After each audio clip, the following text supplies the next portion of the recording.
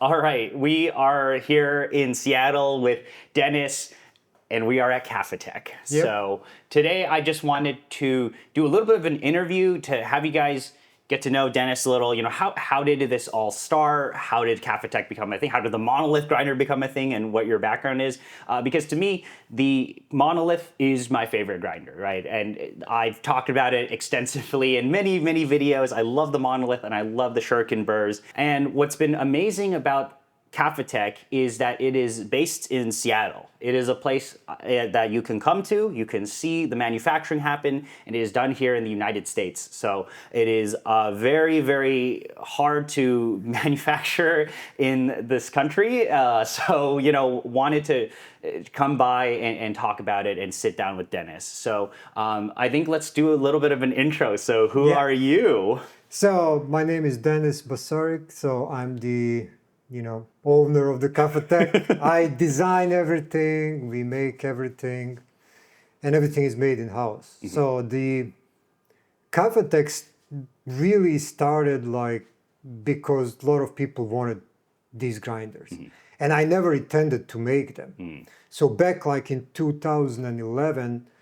I got seriously into the espresso and I tried all the espresso grinders and they were good, but the problem was those were all hopper based grinders and you lose so much coffee dialing in hopper based grinder. Yes. It's like out of the bag of coffee you make 2-3 espressos and that's it.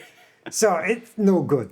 And I was like, okay, maybe I should design my own grinder. How hard could it be? And I'm a software guy, but I always like building things. And then I designed the first version, and that was if you remember the photos with the motor on the top. I think there was a article, Upside down. really old article. Yeah. So I built that one, and I was like, okay, this is great. And I used it for a year, and I was like, okay, this is good. Now I know what I like and what I don't like. Let me make another version. Let me rev it up. And I make another one, and I was like, okay, this is now better. This is what I'm looking for. And I was content. I was using it. Everything was great. So at that time, to make all the parts for the grinder, I would go to the local machine shop. They would make me parts.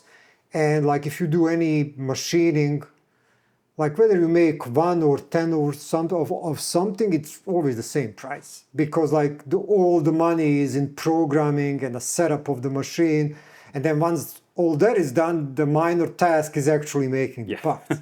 So I would always order 10 of everything. And a friend of mine saw the grinder when we were talking, and he's also a big espresso geek. So hi Bob.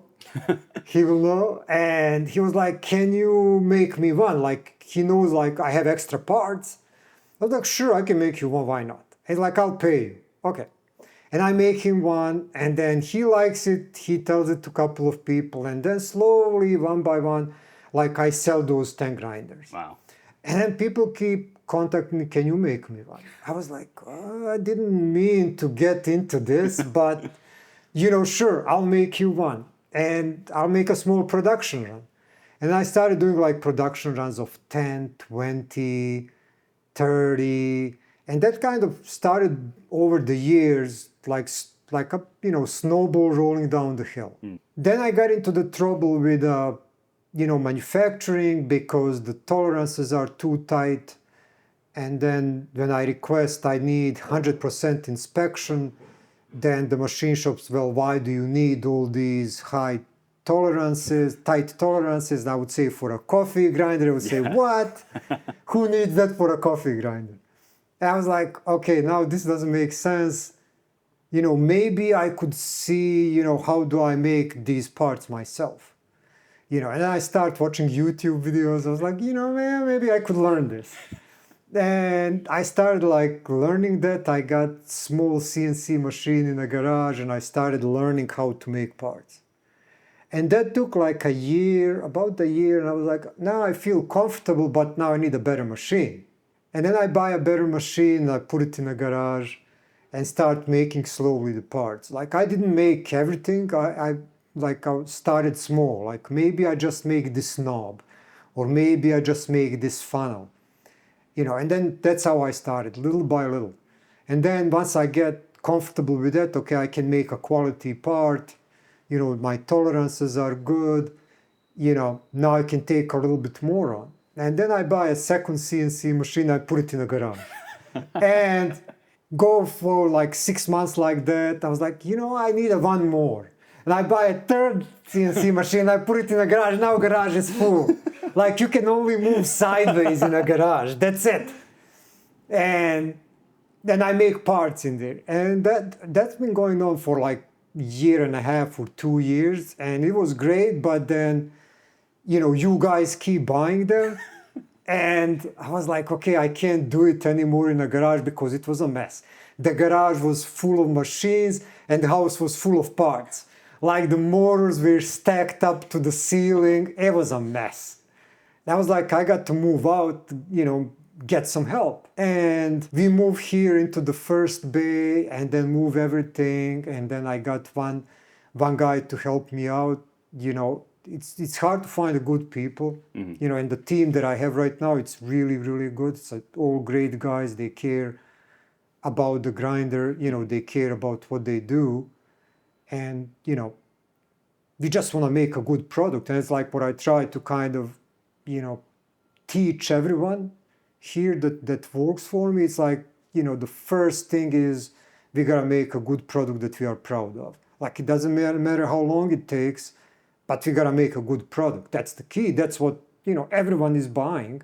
That's what I would want. Mm-hmm. So the reason I made the grinder is like I wanted, like if you remember, like when you were starting, then you get a new piece of gear, the grinder, and you think, well, I can't pull a good shot. So is it a grinder or is it me? Or maybe it's something else. I don't know what it is. And I wanted to make a grinder, like when I send you the grinder, I want you to know that it's not a grinder. Like the grinder has been good. That's why we test every single one. We pull the espresso shots, like we measure the extraction yield. Like that's the reason why, because I know when I was buying gear in past, like I get something, I don't know, is this gear, is it me?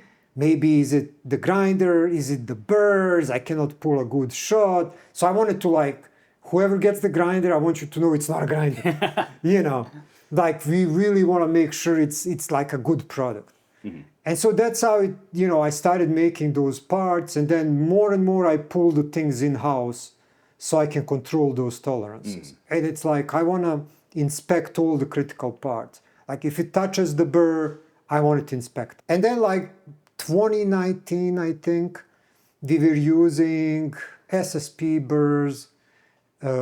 The Max came along because people wanted like 98 millimeter burr grinder. And the reason actually I didn't want to make a 90 mil grinder before is because I couldn't source the burrs. Like nobody would sell you the burrs before the SSP came online. And then when the Hansung came online, he's like, well, I would love to sell you the burrs, And I was like, that's fantastic. And we use the SSP burrs, and I love them. I love Hansung. He's a great guy, really nice guy. But like, I was like, I gotta make this special. I wanted to make, I gotta make it special. Like for me, I want something special that I'm gonna use, that I'm gonna enjoy. And I was like, I gotta get into the burr making. And I started researching, let's see what we've got. I like sourced all kinds of the burrs. I looked like geometry, stuff like that. But you can't find much about how they are made. Like you can find old videos, I think from Malkonig. Yeah, I think it was. Old video, like I think Nazar might have some. Yeah, but some old stuff. Very old videos. But there's nothing. Yeah. And I was like, okay, I gotta figure out how to make this. And then I talked like to the guys that first CNC machined these grinders for me. They are local shop here, Birdwell Machine, and really nice guys. And they helped me a lot. Like anytime if they have like 40 years of the CNC machining experience combined. It's like a father and son operation. Really great guys. And, I don't know, they are that way, but they always answered my questions. Like if I have a trouble making something, I ask them, hey, here's what I'm having trouble with. What do you think? And then they would give me recommendations, But And then I asked him like, okay, how would you like make this and that? And, I started making birds slowly. Try the different geometries. The first idea, as I said, was, there was this theory in the coffee community, longer grind path equal better coffee. So I was like, okay, I'll take that into consideration. How can I make it longer? So like you can't make straight line longer. You have diameter inside, outside. The line is the line. I'm gonna curve it. Let's see what happens. And then that's how I started designing that. And I made, first prototypes of the birds, and then it was just pretty much trial and error. Like try this, taste, not good. Try something else, taste, better. Yeah, as we find with bird designs, it's a lot of iteration. Yes, it's pretty much that. It's a trial and error. I mean, I'm not gonna say I don't know anything about that. It's like I just try to do and make something that tastes good. What is your background? You immigrated here, what is that story? And then you ended up starting Kafatek, right? What is that? What did that look like? Yeah, so pretty much we are from Bosnia, Sarajevo, and in 1990s early, there was like a civil war over there. So we spent 3 years in a war zone, pretty much, and then after that, we got out and got here as a refugees in 97. So we literally arrived with 2 backpacks, like no check-in luggage on the airplane. And, I was lucky, like I always liked computers, I was in a software. So I started programming when I was 12. So there was a great computer club in my city, and that's pretty much the only place you could get your hands on a computer. And that's where I kind of learned with pretty much all the geeks were there. And you would teach yourself. You would ask somebody, how do you do this? How do you do that? And I always liked that. But I was also on the side, I was like into the electronics, like building radio receivers and stuff like that. And I like working with my hands. And then here, when I got here, I got employed in a software business and was doing that for a long time. And how the Kafatek started is actually, the origin is all the credit goes to my wife. We love coffee. Like that's like traditional drink back in Sarajevo, and like the name Kafatek, that's a kafa means coffee in a Bosnian, and the tech is a play on technology. So I like Kafatek. Kafatek. And actually, we were spending so much money outside buying coffee that my wife said, well, we were spending so much money outside, maybe we can make this coffee inside the house. I was like, sure, let's see what I can do. And I started doing the research, and then step up through the equipment. Yeah, so in order to make your wife happy, you just need to start a coffee grinder company, right? Yeah. So that's how it ended up being. And it's like, it's not the reason like this is where it is, it's just because of you guys. It's not, I cannot take credit for any of it, really, because there was no master plan. I didn't come up with, okay, I have this business plan. This is like my 5-year plan, my 10-year plan. This is my budget. This is goals. This is how I'm going to reach my target market, the product I'm going to make. There's nothing like that. It doesn't it's not, it didn't grow like that. It was completely organic. Yeah. For me, I learned about Kafatek over COVID, really like 2019, 2020 era. And for me, it was like, whoa, this is made in the US. Yeah. It's made in Seattle. Because I'm in the Bay Area, and it's like, oh, there's a guy up north who is making these incredibly amazing coffee grinders. They're expensive, but there's a reason why they're expensive. And, I have to credit my dad for helping take that risk for getting one of these, right? So we picked one up, and I was like, oh, I get it. Right? I understand, right? Like why this is expensive. Why, this is the monolith. You touch it, you're like, oh, it all makes sense. Yeah, well, the inspiration, like for all of that, it was the Olympia Cremina. That's like one of my favorite lever machines. And, I was like, I had, I think, like a 1982 model, and it was fantastic. And I was like looking at that, I was like, this machine is over 20 years old. And you can find examples like of people having like machines from 1960s, Yeah. literally. And they still work great. They make great espresso. I was like, this is gonna work 50 years from now.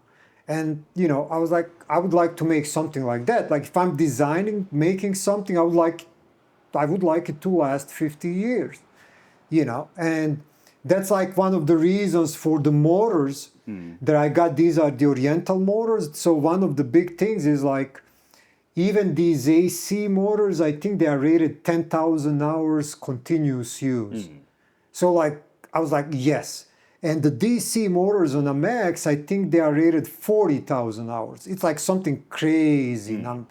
Like you'll never hit that in your house. Yes. Yeah. And I was like, okay, I want that. Like, that sounds good. I did the math. Like, okay, you make 10 shots of days, that's going to last you like 100 years. Yeah, last your lifetime. Yeah. So that was kind of my thinking. I just wanted to make something that lasts. It's because, like, why would you buy something and then throw it away? It ends up in the trash. It just didn't speak to me. Yeah. So how did you come up with the name Monolith? Why did you call it the Monolith? So the first one, the upright one, it was like so heavy when we made it. I was like, this is like a monolith, like a big stone. And that's how it ended up being called a monolith. Just so heavy and square. It was like, and like a nod to 2001. Yeah. When I look at Kafatek, I'm just like, this is so rare, right? Doing stuff in-house, especially, building everything in-house and manufacturing. We have a lot of companies who assemble in the US, but going out and getting the machines, and programming everything, getting the raw material and building it is incredible. And I think this is really something that I admire of Kafatek and of you. It's like this was not easy to make. This is part of the story, right? Because when you look at it, it's like you can spec sheet compare every single grinder in the world, right? You can spec sheet compare the Flat Max with anything else out there or any of them, right? But there's something else to it, right? This is stuff behind the scenes, right? It's made in the States. There's a lot of care that goes into it. A lot of hands touch the grinder too. And these are things that it's like you can't communicate that through a spec sheet, right? And it's also something that it doesn't really fully click until you get one in your house and you start to use it. You're like, oh, I get it, right? And I think that to me was really something that I started to appreciate over the ownership of both of the monoliths that I have. It was like, this is something that, I understand why you design it the way it's designed. Because you look at the monolith and you're like, this is actually insanely simple. It's super simple. It's like I'm actually paying more for less.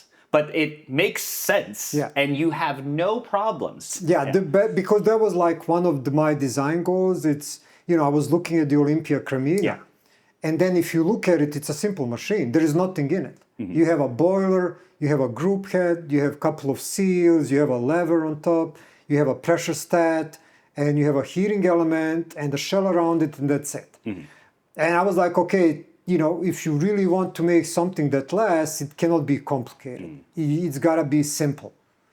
It's got to be simple, yet do what you want it to do. So, the more you can simplify it, remove the unnecessary stuff, just remove, and make it as simple as possible. On the other hand, too, it's like, while you do have a very simple design grinder, you are keeping up with the times. You have the grinders that have RPM control. They have basically no retention, and you have blind burrs now, right? You've really kept up with the competitors, right, in this space, but still keeping that Kafatek philosophy, right? Simple, and because you're doing it in your own way, and I think that's what's amazing. Is like, and also as a customer, all of this is like, I can upgrade my grinder, right? Those, certain pieces are retrofittable, right? Like, as much as there's a new, when you release a new one, your old one isn't obsolete, Definitely right? not. I mean, the thing is, with the upgrades and stuff like that, it's like, I'm not doing that as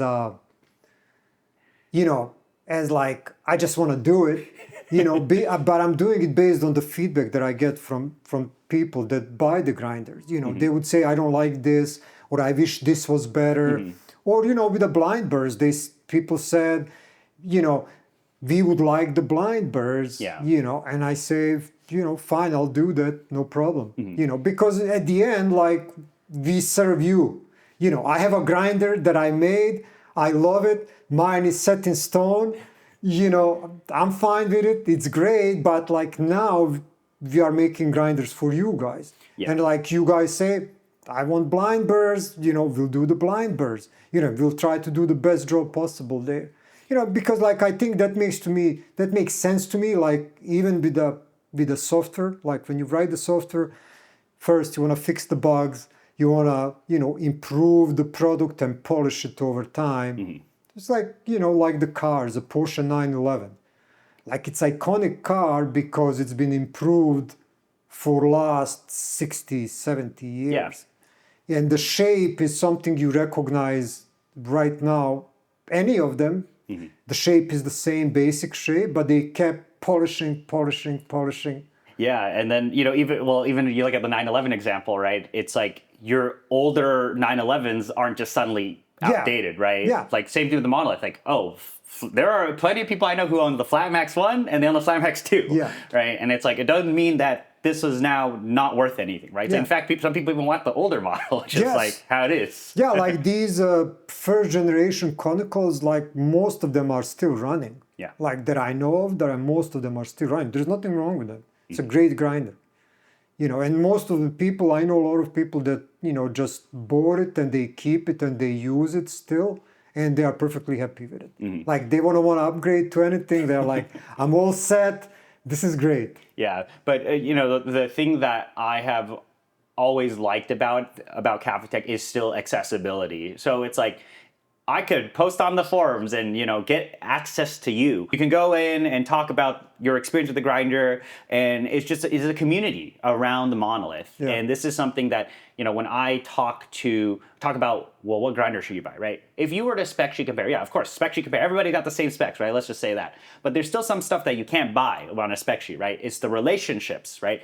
The fact that I can, first of all, come here is huge. Second of all, you as a customer, you can just email Denis. He'll respond to you. Yeah, right? a lot of people pick up locally the grinder, yeah. and we give them a shop tour, and Yeah. People are surprised that we actually make everything right Yeah. here.